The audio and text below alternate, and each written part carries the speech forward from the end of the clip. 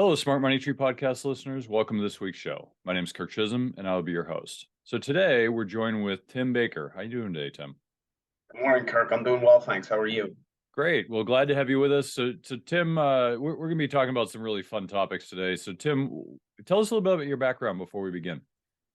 Yeah, so I started Metric Financial back in July of 2018. So we're going to celebrate our 5-year anniversary this year. That was after working for a number of the bigger firms. I started out with Solomon Smith Barney / Citigroup, and really, everything that we're about now, which is lower fees and using exchange traded funds over mutual funds. All of that came from my time at BlackRock, where I was a smart beta strategist for their iShares group. And in 2018, I went off on my own, and this was the mission: help educate people about the kinds of things we're going to talk about this morning. Great. Well, yeah, there's a bunch of things we want to get to today. Let's talk a little bit about the big one, which is ETFs and mutual funds first, and then we can kind of get into what's going on. Every day is an exciting day in the markets. But today the CPI came out, so we can talk about that in a little bit. So let's talk about ETFs. So can you explain to the listeners what are ETFs and how are they different from mutual funds? And let's just dive right in there. Sure. So an exchange traded fund, as the name would imply, it trades on an exchange, as opposed to a mutual fund, which trades once a day, and it's executed by the mutual fund companies themselves. So if you put in an order right now for a mutual fund, you would not get filled on that order until 4 o'clock this afternoon. Whereas if you wanted to buy an S&P 500 ETF or exchange traded fund right now, you could buy it right now and sell it again at the end of the day if you were trying to trade what the market was doing. So on the surface, a mutual fund and an ETF, as you probably know, are pretty similar. But when you dig a little bit deeper, there are a lot of fundamental differences, like the liquidity we just talked about. They're significantly lower cost. They're much more tax efficient. And so you're seeing money just leave mutual funds in the trillions to go over to ETFs. So it's interesting because, mutual funds certainly were the first pooled vehicle, and then ETFs came around. So it sounds really attractive to use ETFs versus mutual funds. Why are people still using mutual funds? Yeah, so that's the age-old question, Kirk. It's the cynic in me basically just says the answer is money, right? Mutual funds have significantly higher fees than exchange-traded funds, and because exchange-traded funds, not only do they have low fees, they have very transparent cost structures. So they don't include things like 12b-1s, which are, as you know, distribution fees that fund companies pay to wirehouses and broker-dealer firms. So there's a huge financial incentive to keep investors using mutual funds because it's a source of revenue and profit for the big firms. Whereas with an ETF, now the advisor has to go to the client and charge them a fee directly and explain why they're charging that fee. With mutual funds, you can kind of obfuscate that conversation a little bit. Yeah, and I know, there's obviously been a huge trend in the last, I don't know what it was, 10 years of moving towards ETFs. So the one question that always kind of came to mind, and I certainly have the answer, but love to have your opinion on it, is 401k plans.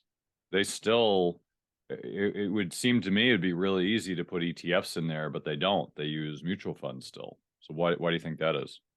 Yeah, so a lot of that, I actually, during my time at the Hartford, I worked in the retirement plans group, and we had a lot of these conversations. So, to your point earlier, we want to be careful we don't go too far down the rabbit hole. But the other issue with mutual funds is there are all kinds of share classes, and so there's a couple of reasons. Number one, there are some 401k plans out there. They're very, very few and far between, to your point, that will allow ETFs on the platform.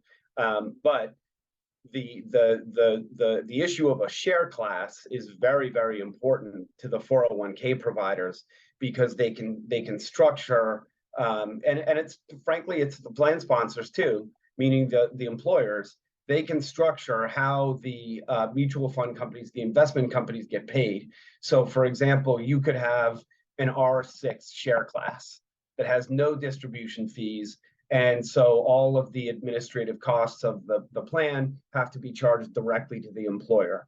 Or you could change it and you could have an R5 share class where the mutual fund company takes some of the money out of the mutual fund and pays some of their administrative costs. Now that's shifting the burden of the cost from the employer over to the employee. And so now they start to share the costs of administering the mutual fund, or excuse me, the 401k plan.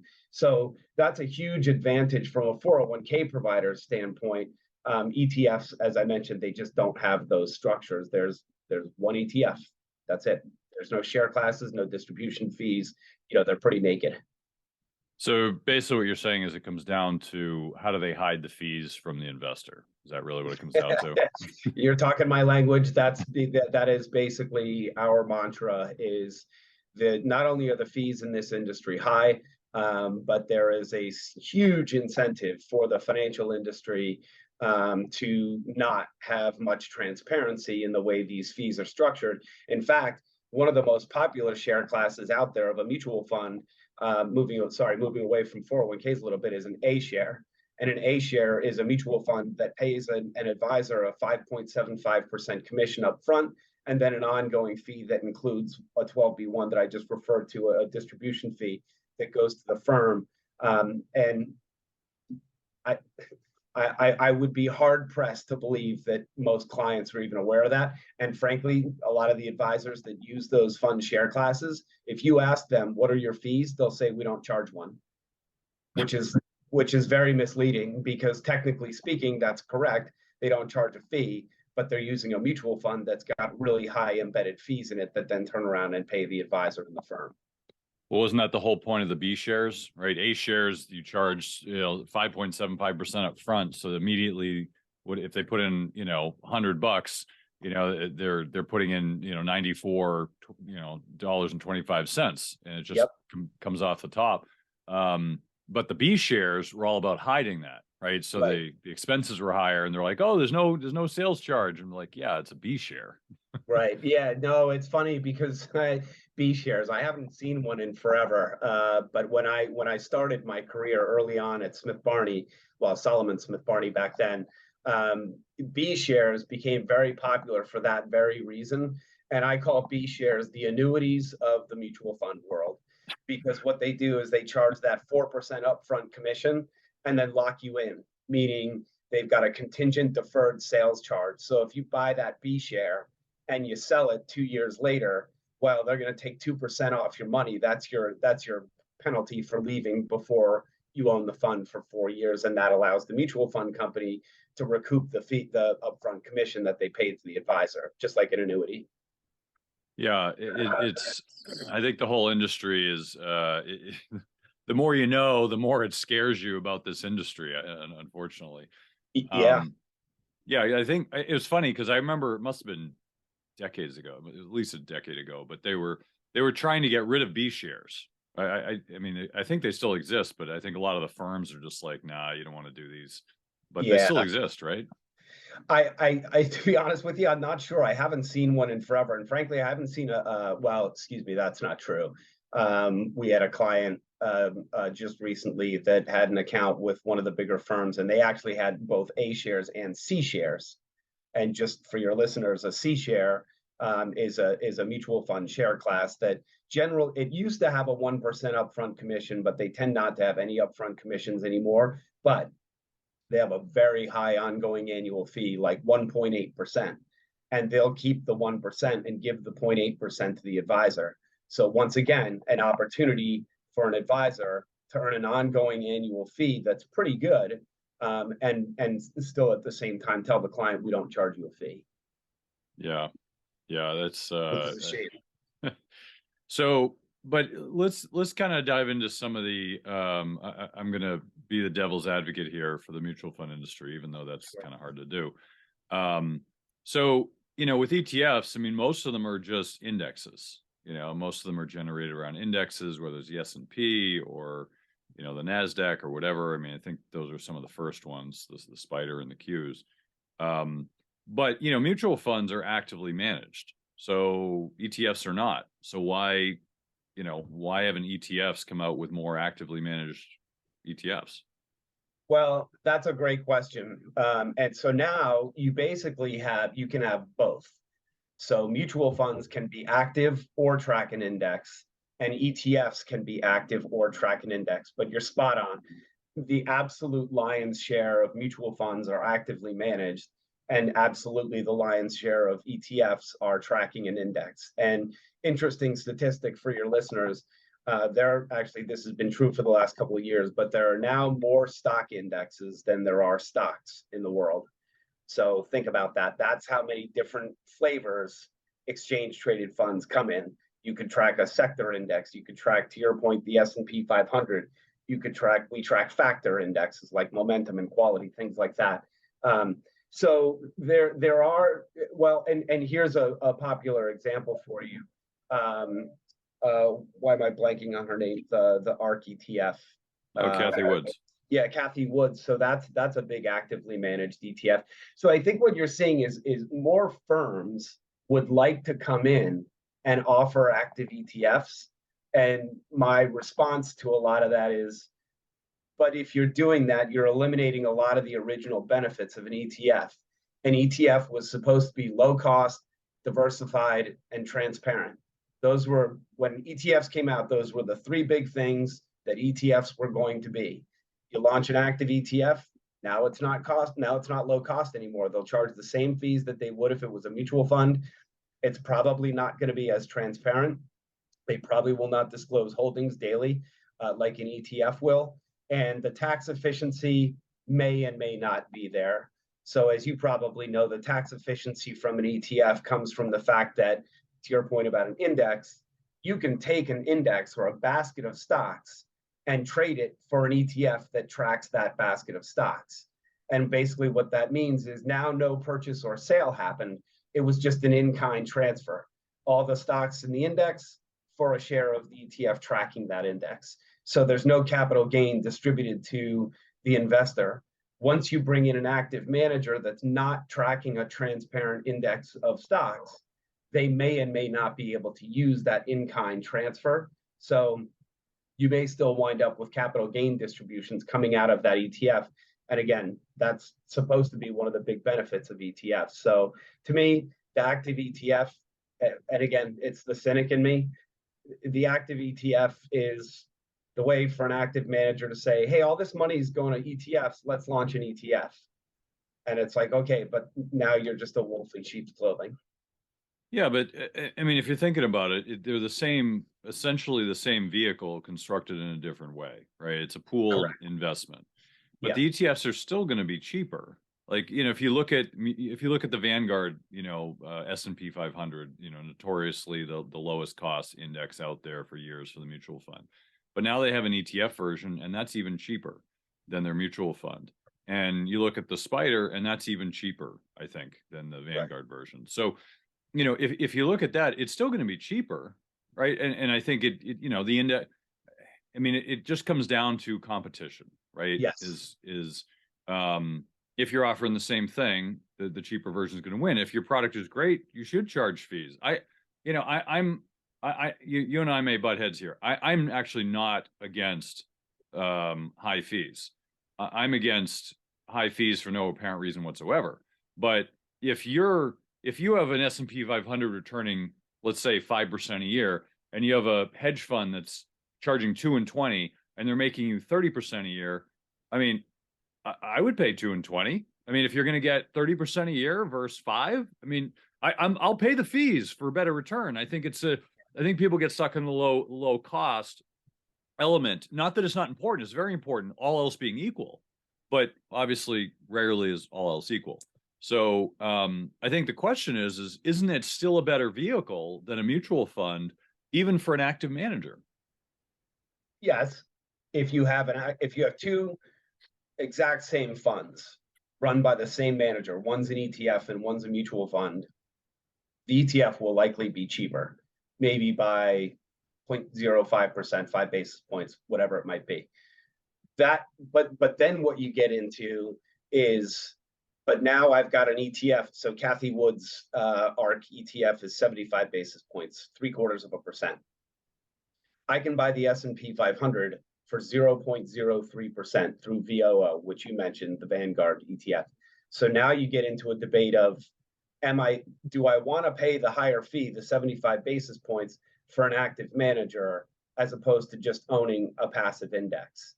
And that's where my mind always goes to the SPIVA study, which is, the Standard & Poor's Index versus Active study. It gets updated every 6 months, and it's basically Standard & Poor's does a complete research report on the entire universe of actively managed mutual funds to figure out what percent of them underperform the S&P 500. So if you look at all of their the most recent numbers over a 20-year period, what their research shows is that 90% of large cap fund managers underperform the S&P 500 over the long term. And then you get to the other issue that I think you touched on rightly so, which is, yeah, if somebody's going to beat the market, I'll pay them whatever the fee is, as long as they beat the market by more than that fee, right? So there's two things. Number one, the evidence shows that 90% of active managers underperform the index over time. But number two, if you've identified a manager that has beaten the S&P 500 recently, you might want to pay the higher fee for that manager. But included in the SPIVA study is something called the persistence study. And so it basically says, if you've got a manager that's in the top quartile of their peer group, what is the likelihood that that manager will still be in the top quartile of their peer group 3 years from now? And I think the most recent number was about 23% of managers in the top quartile will stay in the top quartile over that 3-year period. So I'm with you. I think we're kind of, rather than butting heads, I think we're kind of like grazing heads. Because I agree, you pay a higher fee for something that was going to do better. The question is finding those things. So it's interesting because I remember there was a Morningstar study that showed that 2-star funds outperform 5-star funds, largely for the reason that you say, right? Is that, there are people who go in and out of favor and whatnot. And I guess my point was just, you're talking about 2 separate vehicles and comparing apples to apples. ETFs are still better. But then now you've got this other problem, because I've seen a lot of firms constructing these, I don't know, one-off vehicles. I guess they, what do they call them? Collective trusts or something like that, where they're basically taking an active manager, sticking it in an ETF, but now there's no volume. So while the mutual funds, they have some drawbacks with costs and one time a day. On the other hand, it's only one time a day and you don't have this liquidity problem. So if I need to sell an ETF, like, the spread might be larger. There could be a whole bunch of things going on there that now it's an issue, whereas with mutual funds it wasn't. Can you address that a little bit? Yeah, that's a really good point. And actually, in my time at BlackRock, one of my roles was, believe it or not, I'm a recovering active equity guy. My job used to be to help the sales team position our actively managed equity suite. So one of the things that we would do was we would look at all different kinds of structures where we could maybe improve on the manager's ability to beat the benchmark. And as you just alluded to, one of the things that we started to look into was trusts, where you basically trade return for liquidity. And we would say, okay, investor, you want the full, pedal to the metal of our investment managers. Well, a lot of the times they're not buying things that they would like to buy because they're just not liquid enough.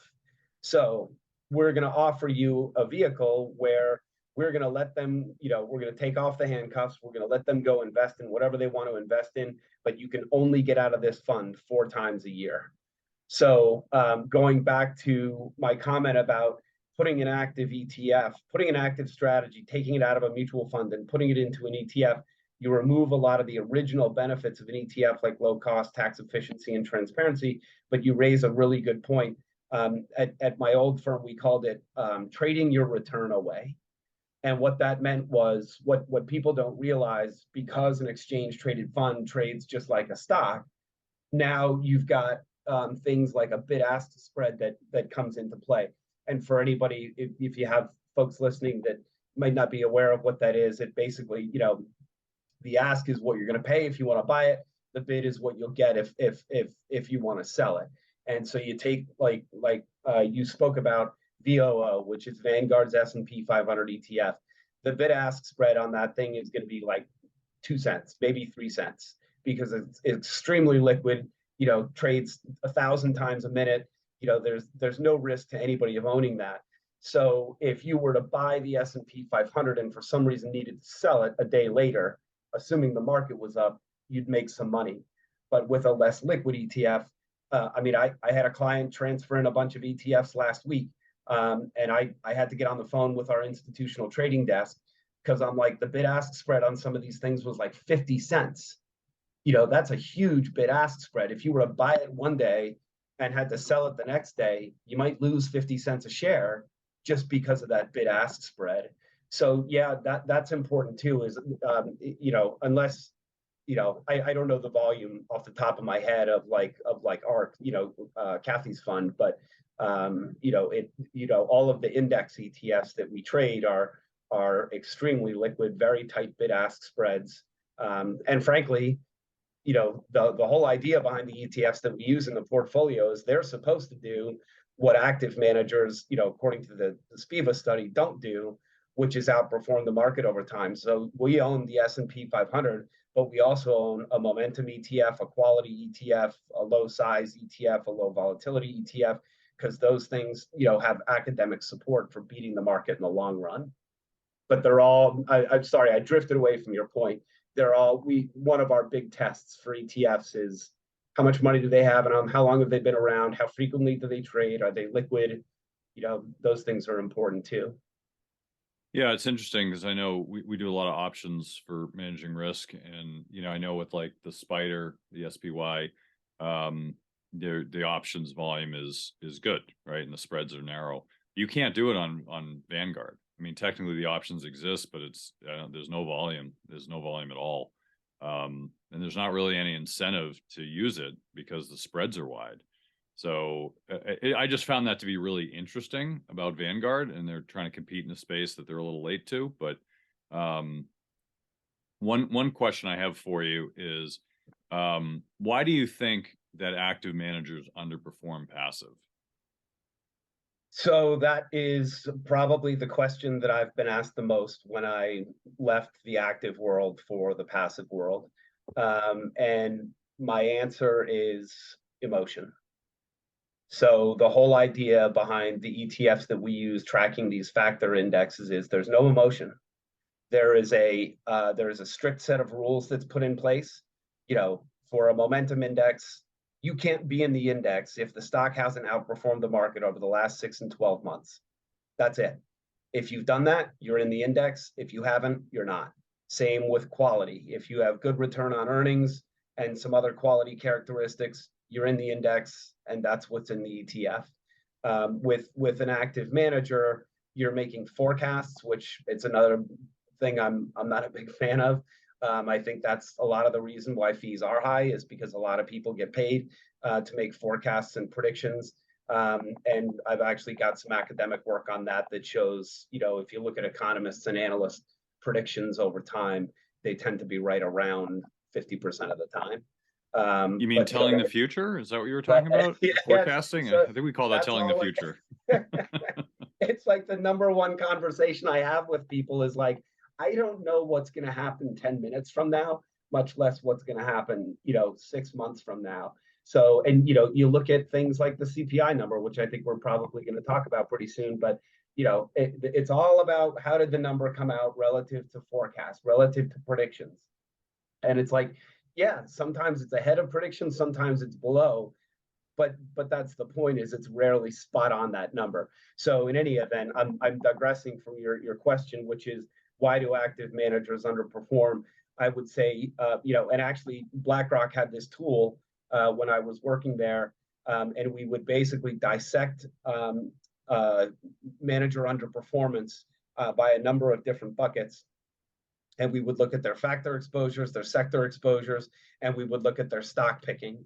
And almost all of the underperformance was explained by stock picking. And so that's always my answer, is you're making a prediction, you're making a call about the future. You may be getting emotionally attached to a stock. Hey, it's done really well for me, so I'm not going to sell it. But there's also, I mean, ignoring the gorilla in the room, fees. That's part of the problem with fees. Is it's hard to outperform the market by more than your fees. Beating the market's a really, really hard thing to do. And I think a lot of people, and particularly the amateurs, will say like, yeah, I don't need an advisor, I don't need a trader, I don't like, I'll just do this stuff myself, and I'm going to kill it. And I'm sure there are people out there that do, but beating the market is really hard.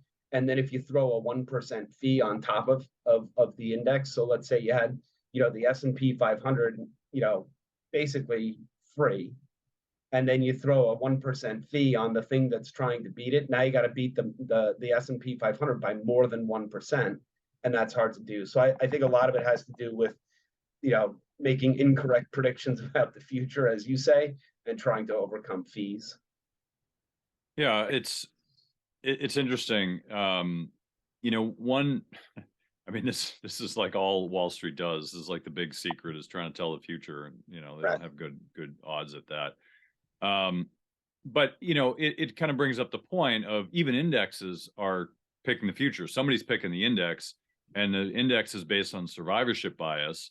And also you've got the fact that even if people own an index, they're still actively buying and selling that index. Like it doesn't mean they're going to hold it just because it's an index. So I see that as a problem, but also when you're talking about the factor indexes, and this raises a big question that a few firms have addressed, I thought rather well, which is right now, as of this year, as of yesterday, and I don't know when this interview is coming out, but as of early April, 494 stocks are down for 2023, and 6 stocks are up so much that it put the index up like 6 or 8% or whatever it was. Yep. So even though the index is technically the best approach according to historical records, it doesn't mean it's going to hold true in the future. And if you have 6 stocks driving it, is that even an index? Like, what's the point? Why not just invest in those 6 stocks? Yeah, so I would answer that a couple of ways because it's really important. And actually, I'm going to echo your sentiment because I believe it was back in 2019. There was, I was watching CNBC, and they threw up this statistics on this statistic on the screen, because at the time, through August of that year, the S&P 500 was up something like 18%, or I mean, the market was doing extremely well. And they were trying to illustrate the fact that the FANG stocks, Facebook, Apple, Amazon, Netflix, and Google, were driving the return. And so the statistic they put up was 99% of the S&P 500's return that year could be explained by 5 stocks. And that should be mind-boggling to people. There's there's actually 501 stocks in the S&P 500. But for 1% of that index to be driving the index, and that was the phenomenon of everybody wanted to own Facebook, Apple, Amazon, Netflix, and Google. When it comes to this year, I think you're seeing the same phenomenon. So actually, while we're talking, I'll just pull the numbers up because I've got it right here. That's the same thing happening. So this year, the NASDAQ is up 14.86% through yesterday, well, actually through right now. The S&P 500 is up 7.15%. So it begs the question, like, holy cow, that's a huge gap. You could drive a truck through that gap. Why are those big tech stocks beating the S&P 500 so much? And the answer lies in last year. The S&P 500 was down 18%, and the NASDAQ was down 37%, because nobody wanted to own growth stocks anymore because the Federal Reserve was killing them with higher interest rates, right? The simplest way to think of why interest rates would hurt a growth stock like technology would be with a growth company, with a growth stock, you don't have a current stream of earnings. You have the hope that they're growing their revenue and their stream of earnings.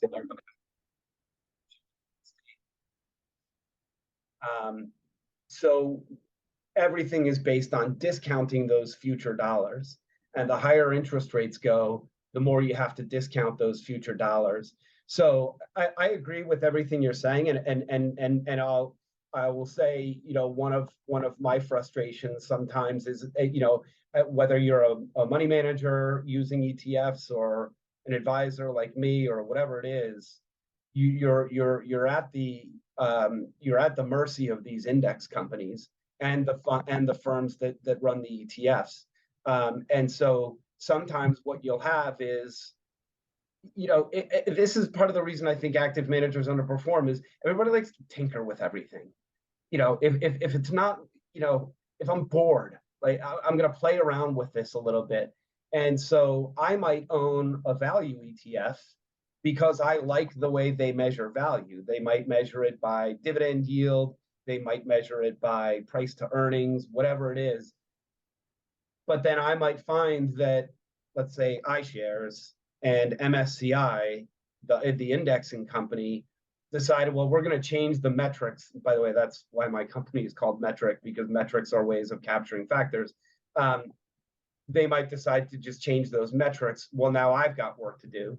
Do I like those metrics? Do I still like that value fund? So the reason we trade so little and make so few changes to our portfolio, it comes back to why would I be able to do any better than the market in the long run? I don't get paid millions of dollars like these people running these huge mutual funds. Why would I do any better than them? And that's our point, is because we're not going to tinker with anything. We're going to look at the long-term academics, keep it invested that way, and not sell something because it did badly or buy it because it did well, vice versa. Sticking to a discipline is important. But I think that's spot on to just say, well, okay, here's this thing, this thing's going to beat the market in the long run. Is it going to continue to? And to me, the answer is, yeah, if you don't screw around with it whenever it doesn't do something that you want it to do. Yeah, well, that is one of the faults of Wall Street, is that they love to tinker with stuff. And I think it was Warren Buffett or Charlie Munger, maybe it was Munger, who came out with it and said that of all the investments they made over the years, like their best investments were like 10 stocks. Yeah. And and I think it was the majority of the return they got from Berkshire Hathaway revolved around 10 stocks, which means that even the best investors of all time, the majority of their returns came from only a handful of stocks that they made, and they made a lot of investments over the years. So I found that to be interesting.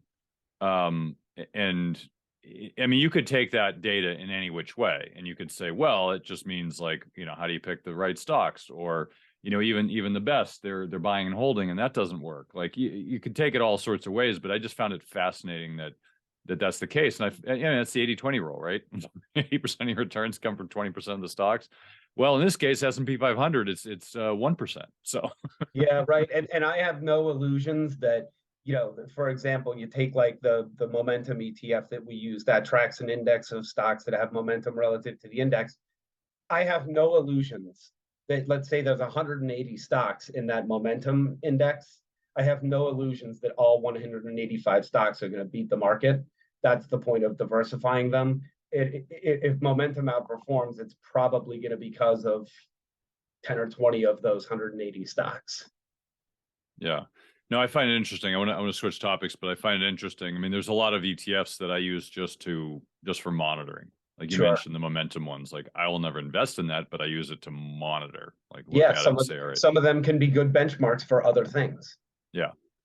I do want to touch on some of the other stuff as we get close to wrapping it up. What are your thoughts on kind of what's going on in the banking sector with SVB and Signature Bank, and basically all the stuff that's going on in the banking sector right now? Because that's a hot topic that's kind of swept under the rug a little bit. Yeah, it seems to have gone away, right? Yeah, it's all gone. No other problem. Yeah. And by the way, just for reference, before you answer that, I just want to note that I was putting out some social media posts on LinkedIn about this topic, and I think it was the second or third day I did it. All of a sudden, like, my post got no reach.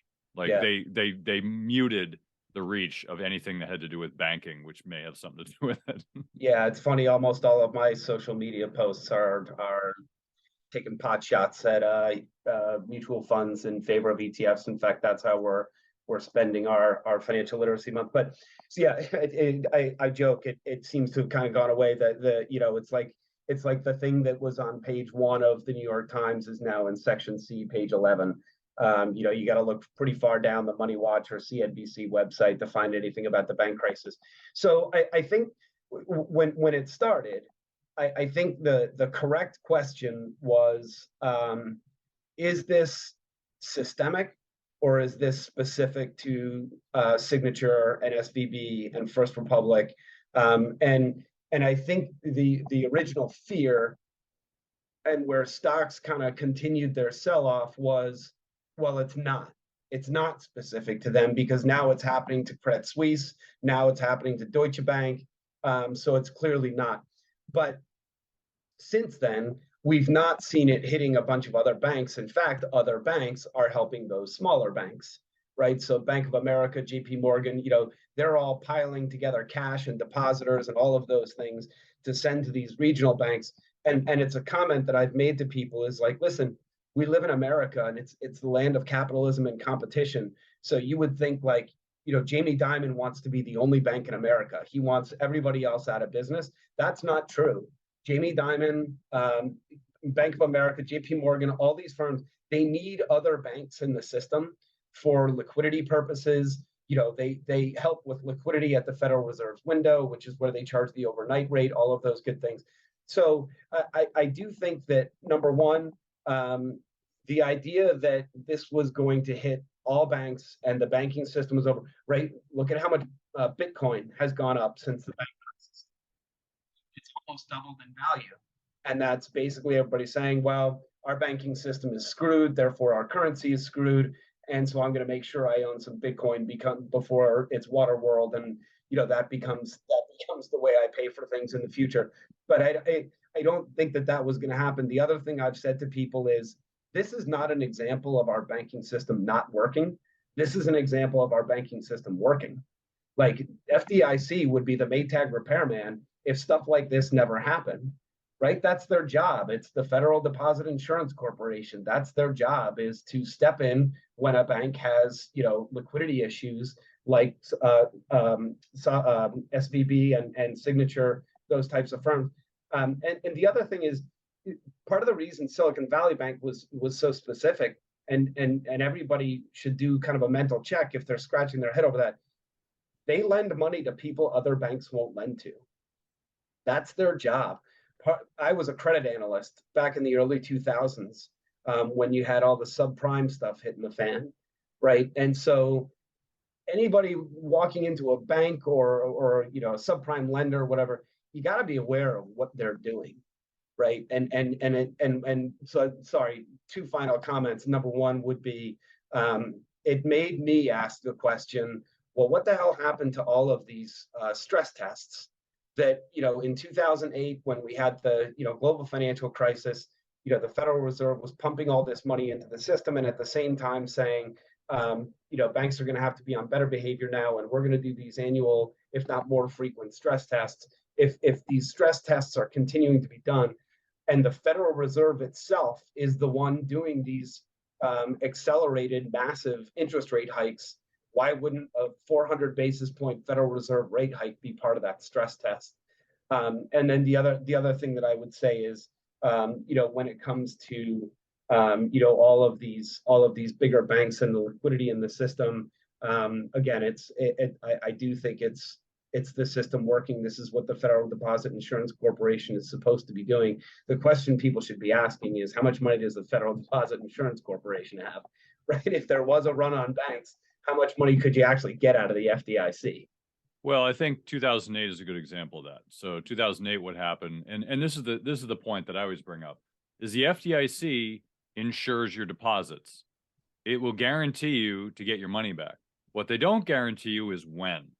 Right. So if you look at 2008, a ton of banks went under. I mean, Countrywide, WAMU, whole bunch of them. And what they did is they just basically took a bank that was problem and they just kind of stuck it over here and said, all right, we're just going to keep it warm. We'll get to it when we get to it. We're going to go through one bank at a time, and one by one, they went through them all. And so, yes, they didn't have enough money, to do it. But what they did, I thought was reasonably well done, considering the alternative would have been, like you said, Waterworld, and we're all living in caves. So Yep. I think, as much as I don't like the way that the financial system is constructed and the people who run it and all that, I think what they did was a reasonable job given the situation that was there. And it's a roadmap for what's going to happen next time, right? Yeah. And To your and point. sorry, I was just going to say I agree because and I'm being too simplistic about it. You rarely have to worry about how much money the FDIC has. Can they give you dollar for dollar your money back?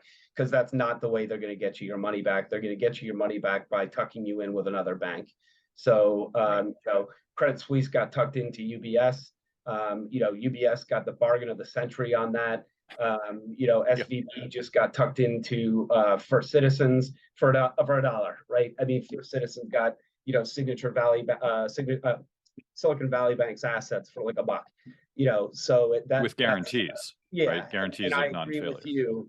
I don't like the way that system works because, as they say, they're not bailing out shareholders, but you're also not letting shareholders bear all of the loss because the Credit Suisse UBS, even though that wasn't our regulators, it's a good example of, well, that was a stock deal. So the Credit Suisse, they took a huge bath on what they had in UBS stock, but they've still got some stock that can grow going forward. So yeah, it's tricky the way the system works, and I do think it's a roadmap for what happens going forward. And I think if it does happen again, especially in the near future, people are going to really start like, okay, once, what are you guys doing? Twice, there's something wrong with our bank system. Three times, all right, our bank system doesn't work. Yeah. Four times. Oh, everything's fine here. Nothing to Yeah, see yeah, here. Go about yeah, your business. We're all yeah, good. You guys are seeing things. Yeah. yeah, You mentioned the whole Jamie Dimon doesn't want one bank. And the model that comes to mind is all these bigger banks are basically acquiring the failures, right? right, And this happened in 2008 too. Reminds me of the Highlander movies. I don't know if you remember yeah, those. There can be yep, only one, right? yeah, The winner takes the other guy's energy or whatever, and it's yeah, like, they're just going to keep acquiring this stuff cheap, and yeah. it's amazing, but that seems to be, the path. There can be only one. Yeah, yeah. Jamie Dimon goes, "What bank crisis? I'm making out like a bandit." Yeah, he's like, great, I'll sit here. I got cash on the books. I'm I good. think they said in the 2 weeks after the original SVB announcement, um, Bank of America had taken in like $25 billion in deposits in Yep. 2 weeks. Yeah. So Yep. there's all, like you say, there can only be one. It's a zero sum game. A winner means a loser. Yep. Well, that's how capitalism works, Yep. fortunately or unfortunately. But so let me ask you a final question here as we wrap it up.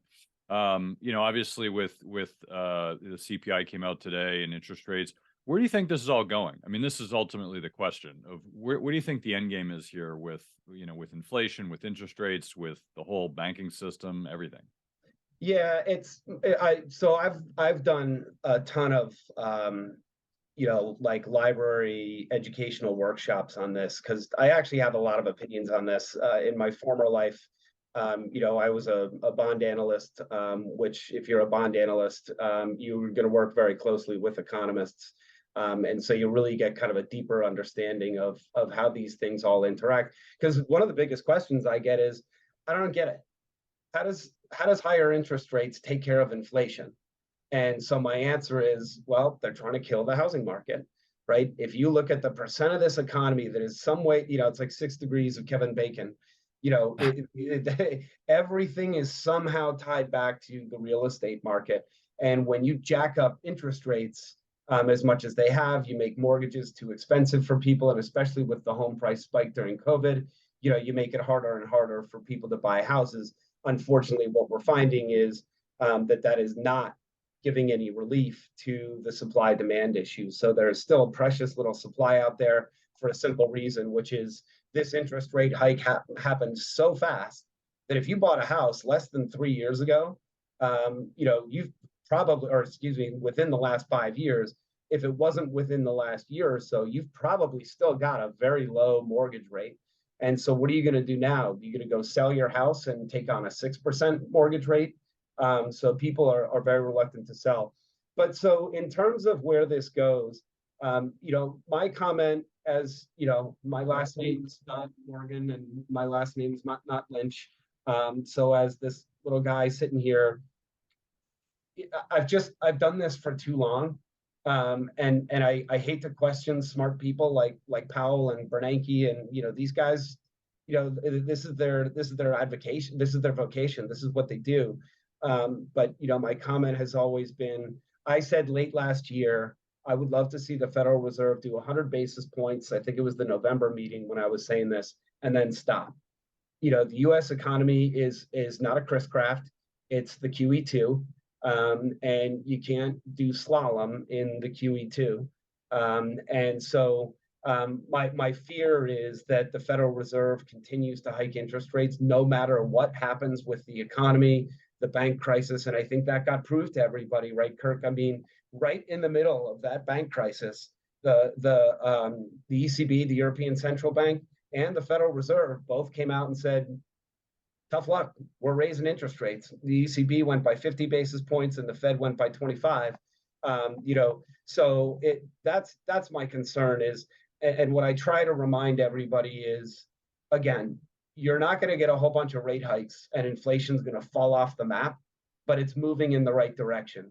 If you step back and look at a chart, right, you see inflation spiking right after COVID, because it was bound to happen, right? When you shut down an economy globally, an economy as big as this planet Earth's economy, you're going to have some knock-on effects. And so you had all these supply chain issues, and frankly, you still have them, but the supply chain issue now is really getting people to come back to work. So I do think you're going to get people coming back to work. I do think inflation is going to continue to cool. It's just a question of whether or not it happens as fast as the Fed wants it and as fast as the market wants it. And we're getting the answer to that question right now. When the CPI number came out this morning, S&P futures were up about 0.9%, and now the market's down about 0.1%.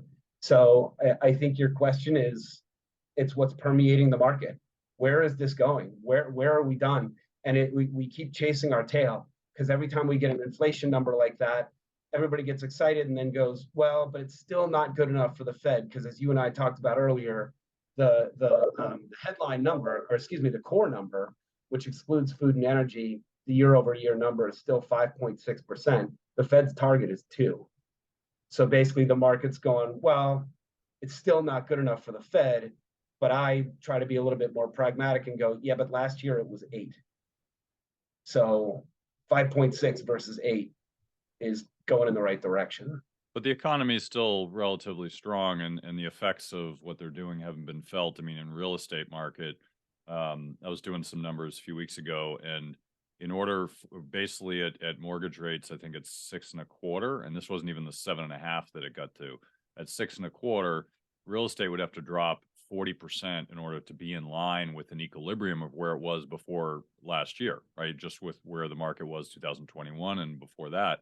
And I'm not saying that was right either, but people can't afford their homes, buy a new home right now. So if I kind of see this disequilibrium of all the metrics going on, it still leads me to believe of how do you lower rates? People talk about pivot, but they're not getting the result they want.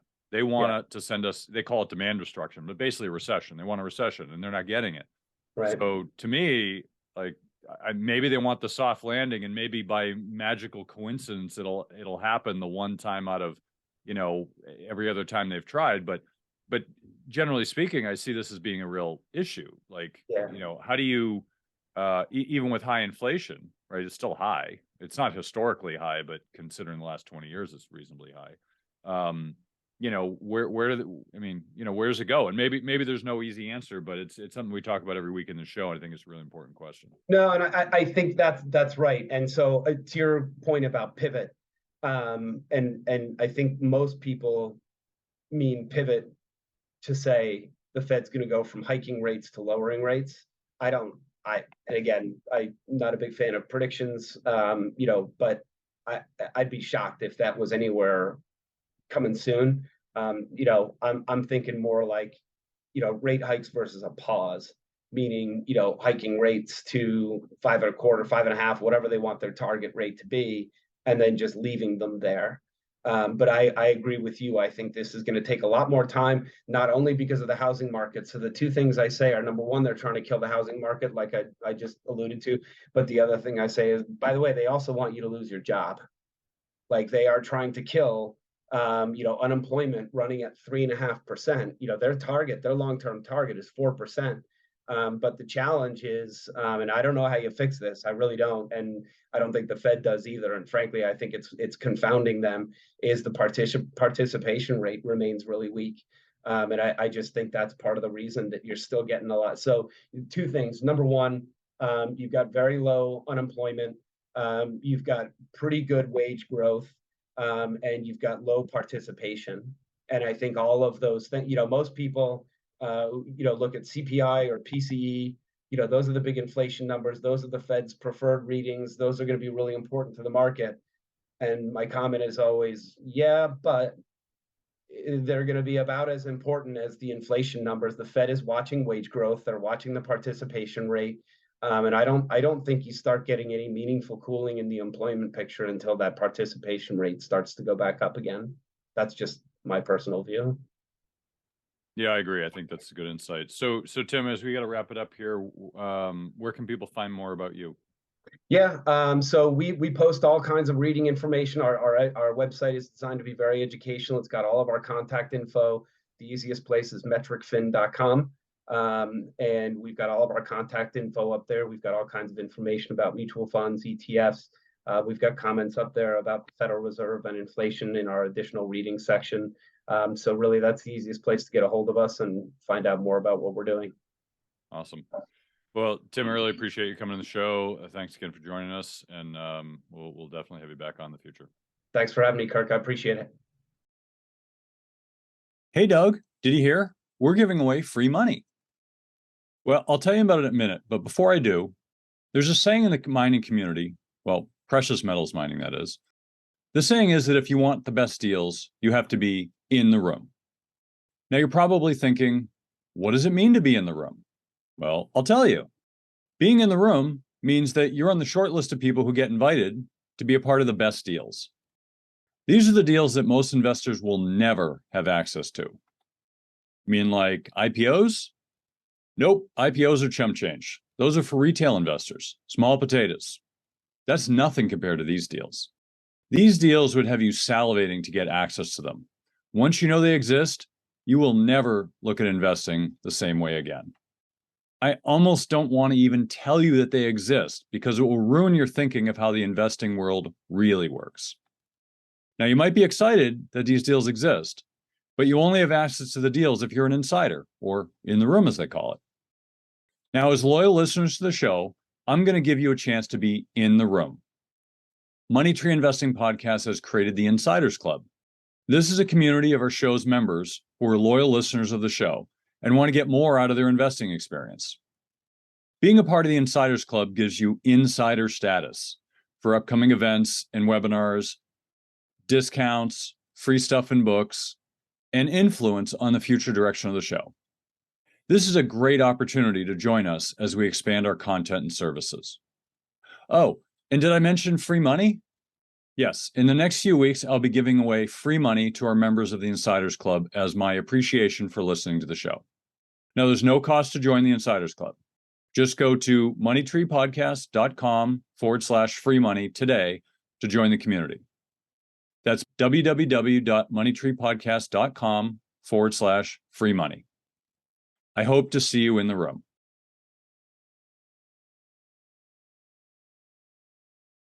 All right. Well, that was a great interview with Tim. Really appreciate him coming on the show. As you all know, Tim is one of our new rotating panelists, and glad to have him on. He's a great addition to the show. But now we're into the panel portion of this interview. This week we have our very own Megan Gorman. Hey, Megan. Hey, Kirk. How you doing today? Doing great.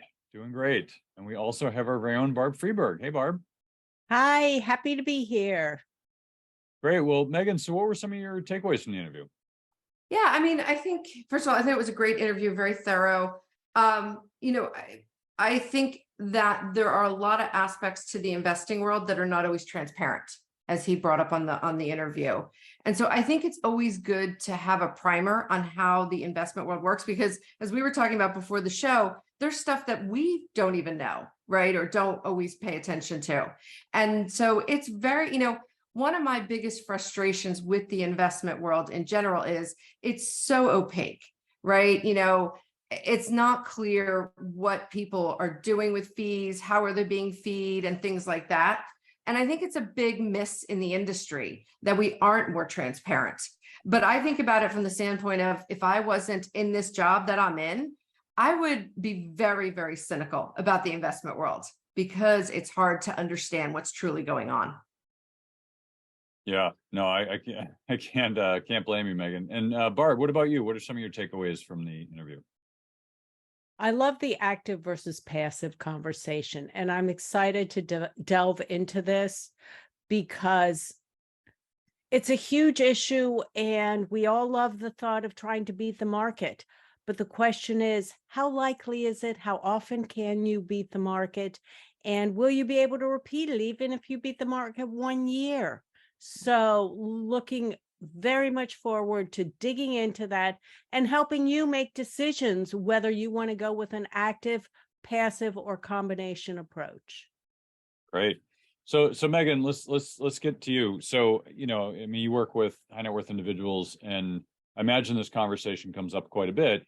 There's a whole group of people that believe that, passive indexing is the approach, and then there's people who believe active. So kind of, what are your thoughts on it, and how do you kind of look at the issue altogether? First of all, I think you have to meet people where they're comfortable, right? Portfolio construction and making people feel that they can be invested for a long period of time is understanding what allows them to be in the market and to sleep at night. And I think that's really important in just listening to clients. But I think the thing is, what we focus on more is, look, that ultimately, our clients typically come to us and they've had their wealth building, right? They've made their money. And so what is the goal? And the goal is often to preserve it over the long term at a reasonable rate of return. And so this is where I think when you are investing, having financial planning layered in is key, right? Because when you are building long-term models, right, of can I retire? Will my assets make it through age, 85, 90, 95, 100? You are using assumptions, right? And some of the assumptions are what you're spending, what your asset base looks like, what your income is. But one of the assumptions that you really need to dig into is, what is the projected rate of return? And part of the science of investing is back testing, right? What should this portfolio have done over the past 20, 25, 30 years? And as a note, we go back that far only because that's when emerging markets really came into diversified portfolios. So I bring this up because, are my clients focused on doing better than the benchmarks? Yes. Do they understand that you're not going to beat the benchmark every quarter? Yes. But what we're really focused on is, okay, if we've constructed a model that will get you to a certain point, that will get your asset base to a certain level, are we hitting that targeted rate of return based on our asset allocation? And that's one of the key things here. So, right now people have incredible investor malaise. I mean, meetings are not fun. And then of course, like right now, and we're taping this in the middle of May, so it can change in a dime, but most portfolios are up year to date if you're in a 60-40 or 50-50 or 70-30. But it's really just trying to give context in return and how it applies to the entire picture. Then you can get into, when do you index, when do you do active management, and what is the right mix? And I would make the argument that it really is asset class dependent.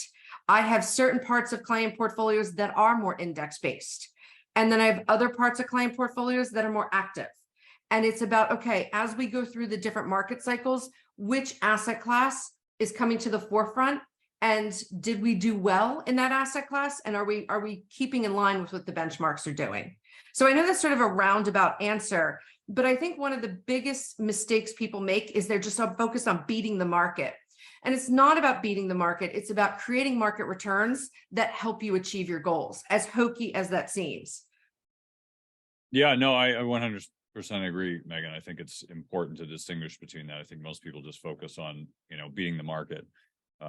What's interesting is that, the market's up, but yet we've been in the sideways range since pretty much a year ago. It just depends on which point you're looking at it. We're at the high end of the range now. It was low end of the range when we started the year, so it makes it look good, but markets haven't gone anywhere, right?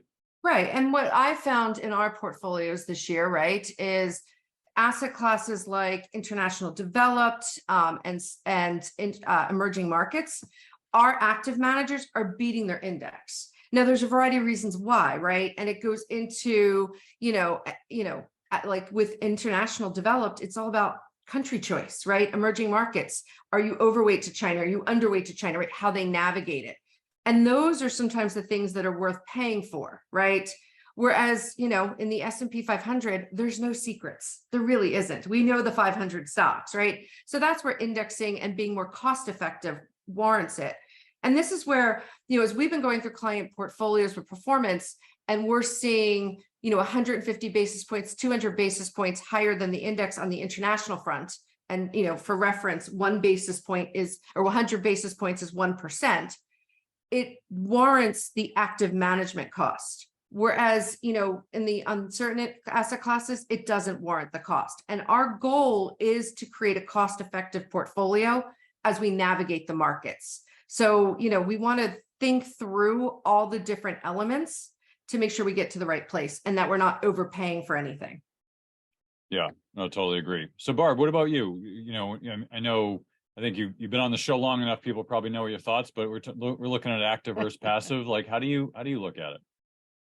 Well, I'm right now predominantly a passive investor, which means I go with the research, which is very, very much leaning in the direction that most active managers do not beat the market indexes.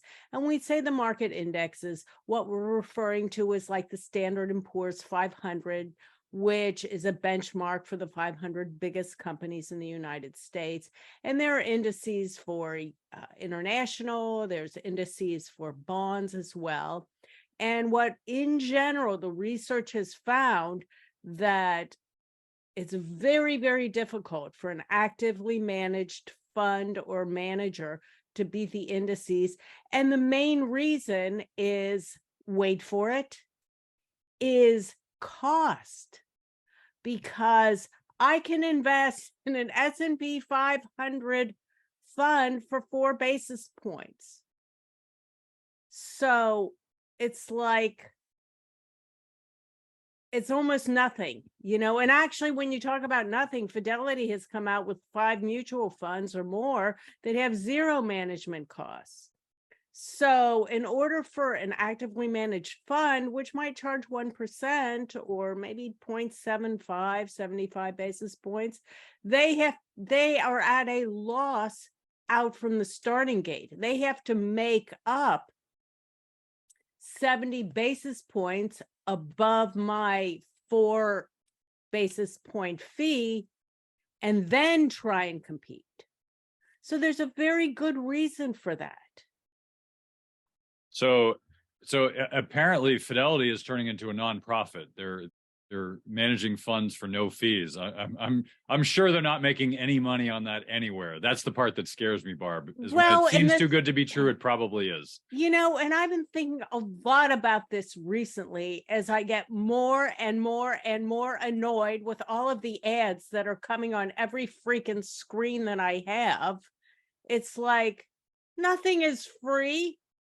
Nothing is free. So when you're paying 0 fees, how else are you getting scammed? Right? Right. Because companies are not in business to give away free things.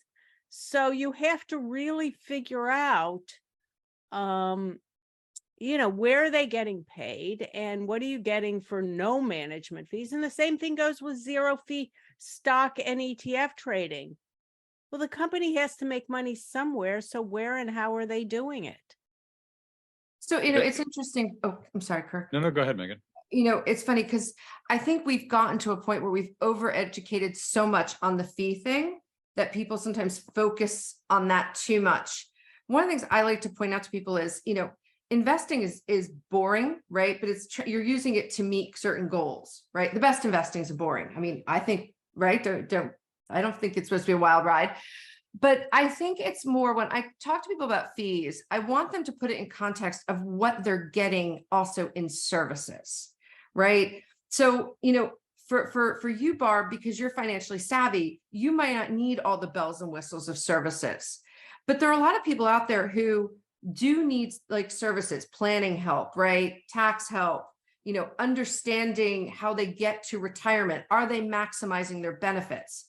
And so one of the things I really think is important here is not just the underlying investment fee, but what services you get for that, right? And are you getting sort of engagement so that you're actively involved in your portfolio, even if your portfolio is passively structured, right?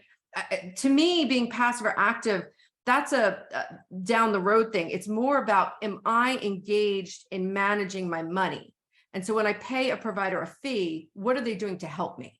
And that's the fee discussion I think people miss sometimes. And so a lot of times I'll start working with someone and they're like, I worked with someone for years, I paid fees, but we didn't really do anything, right? And that's the frustrating part of the industry. I think it's really about, okay, if you're going to pay fees, whether you're active or passive, get something for it, get planning, get someone who's going to make you engaged. Yeah, I agree with the point on the fees being kind of overemphasized. It gets to the point of like zero fees. So, all the discount brokers are charging zero for trades. Of course, they're making money. They're doing the trades. They're making money on the spread. So, and as in the case of Robinhood, which it came out that they're basically bigger institutions paying for their order flow. So I don't know how Fidelity's doing it. I'm very curious. I'm curious if they're doing it as a loss leader. Is basically, hey, we just want more assets and then we'll make money elsewhere. Like, I really have no idea what they're doing and why. I'd be curious because I didn't even know they had those zero costs. But I think at the end of the day, you always should ask the question, what am I missing? Right? Because we all get greedy, right? Oh, this one's lower. I'm going to get this lower fee. Well, what am I missing? Like, there's a reason it's lower. What is it? Like if you have like the SPY, which is one of the longest running ETFs, and it has one of the lowest fees. I think it's even lower than Vanguard's, if I'm not mistaken. Could be wrong. But when you get to that size, if you're the largest, you can afford to drop your fee because you don't need to charge a percentage. Like, you have your costs and they're more or less fixed. And yeah, they want to make a profit. But if you have $1 million versus 100 billion, you can charge different fees. You can lower your fees when you have 100 billion versus 1 million. And I think what investors, as you both have said, is investors don't realize is they focus more on themselves and they miss the greater picture of what is happening and why and what is the best approach. And it could be that active investing is better. And I'm going to be the devil's advocate here because everyone else is focused on passive. But think about it this way. As Barb said, the data shows that passive outperforms active, or passive indexing outperforms active. Because of the fees. Well, that's what the interpretation of the data would suggest. We talk a lot about this show, correlation versus causation. Mm-hmm. That's correlation. Correlation is, yes, lower fees equal, better long-term returns or however you want to characterize it. However, that's correlation. It's not necessarily causation, because I could pose an argument right here that's perfectly valid and would make sense to the fact that that's not true. And here's the argument. Professional portfolio managers, especially in 2008, started to realize that they can't keep up. For one reason or another, they can't keep up. And most of them couldn't anyway. But so what they started doing is they started buying index funds, because what they realized is they're not getting incentivized to outperform the index. If they outperform the index, they get a small bonus, maybe a mid-sized bonus. But if they underperform drastically, they get fired. So what is their incentive to try to beat the index? It's not much, right? Their incentive is to keep their job. I mean, their job pays really well. These portfolio managers make a lot of money. So their incentive is to keep their job. And so it's basically like aim small, miss small. They're not trying to kill it. The index is doing a certain thing and they're trying to keep within a range. A little above, a little below, but they're trying to like stay close. So what's the best way to do that? To index. So these active managers are basically becoming closet indexers because their incentives have aligned them to do that. And if they're closet indexes, they're always going to underperform a little bit because of fees. But that's not the nature of being an active investor. Being an active portfolio manager is about using your own intellect and skills and whatever to reach a certain goal, as Megan said. And if you're just trying to closet index and your goal is to beat it, but if you closet index, you're gonna stay within the pack, right? In the sheep pack, you're not gonna get culled because you're with the pack. So to me, it seems like there's a whole bunch of reasons why active is underperforming. It didn't always underperform, and in the past there have been really good active managers that used to outperform consistently over and over again. And but people just aren't using mutual funds anymore. So now it's the landscape has changed quite a bit. So I would argue that fees are a part of it. It's not the reason. And yes, of course it matters. All else being equal, it matters. If you have two index funds, one has 5 basis points, one has 10, you pick the 5, right? I mean, just common sense. All else being equal, you want the cheapest. But if all else is not equal, then you shouldn't be comparing them based on fees. You should be comparing them on everything else, and fees should be last. If you're down to the wire and you're like, these are really, I can't decide, well, this one has lower fee, maybe that's your decision maker. But at the end of the day, I would look at it and say, look, if you can make 20% a year, and I'm using a hypothetical, right? You're guaranteeing 20% a year doing whatever. You're investing in horses and you're making 20% a year. Why? It costs you 5% a year to do that. Versus you could invest in the S&P and pay 5 basis points, you make 7% a year. Why would I invest in the S&P if I can make a net 15% a year? Forget what the fees are. What's your net? What's the end of the day? What's the money in your pocket? Because that's all we really care about is what's the money in our pocket at the end of the day. So I just raise that as a contrary opinion because I think that people focus, as we all just talked about, people focus too much on the fees. It's not a bad thing, but you can't miss everything else just because of the fees. And I think there's a whole generation of people that are indexers that focus on nothing else but fees, and they're missing everything, right? The reasons Warren Buffett's outperformed, everyone else over, decades, and Jim Simons, all these other people, they have something that works. They have a strategy that works. It works for them. It may not work for other people, but it works for them, and it's not indexing. It just isn't, and that's okay. I think, Kirk, you bring up a good point, which is you got to look at other things. So I'll tell you one thing that we have, like for large cap, typically we do index, right? But because for so many of our clients, taxes have become so arduous, I will tell you in the high net worth space, a lot of us use what we call tax alpha managers, where we do pay a little bit more. I mean, I think these managers, their fees are about 30 to 35 basis points, and they obviously have minimums, right? But they don't buy the full S&P 500. They buy a mock-up of it using certain holdings, and they're running algorithms through it to book losses whenever possible to mitigate the overall tax impact so that on an after-tax basis, it matches or exceeds the S&P 500. And so a lot of high net worth investors like those funds because of the fact that it helps us on the taxation front. But again, it's still pretty cost effective. But that's usually what we use as an index in the portfolio. And most of them start with a minimum of like $250,000.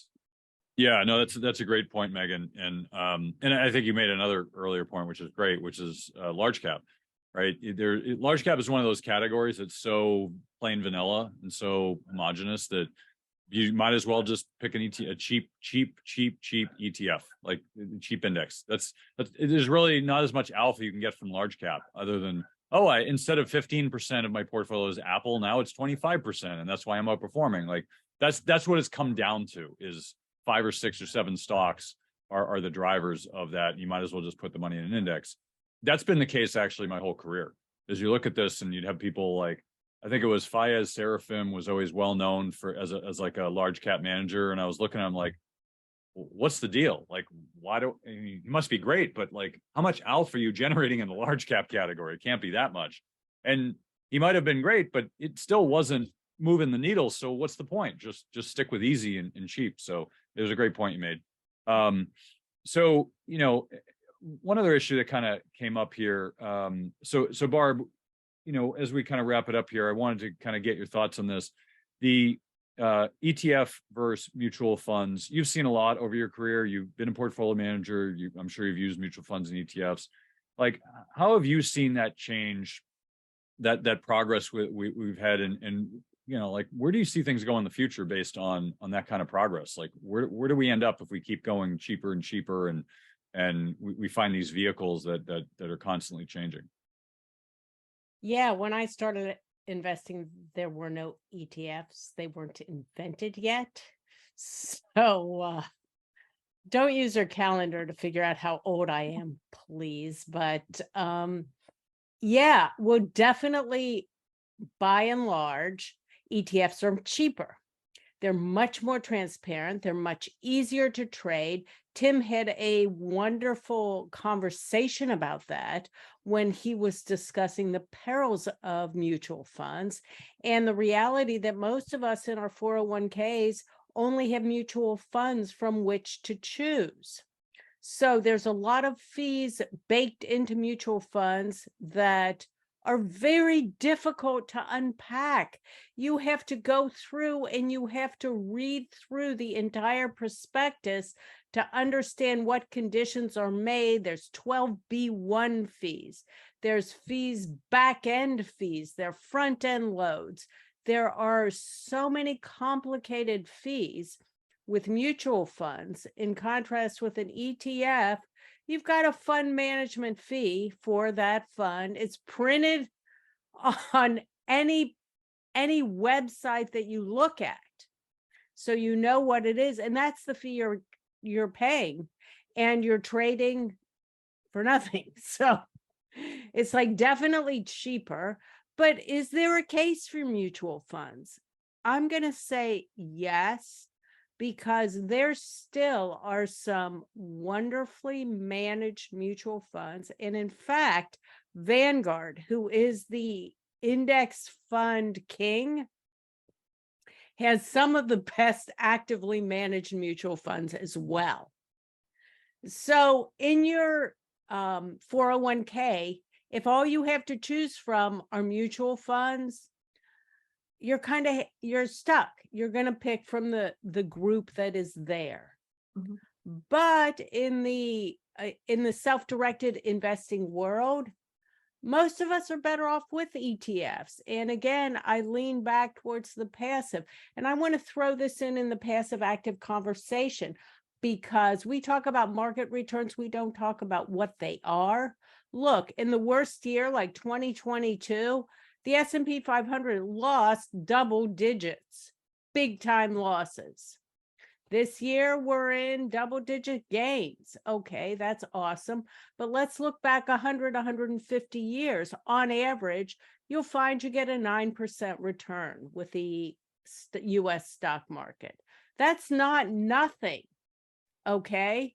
So if you're a long-term investor, you can do a lot worse than a 9% average annual return. Hey, Barb, I want to jump in and say something, because you brought up something about 401ks.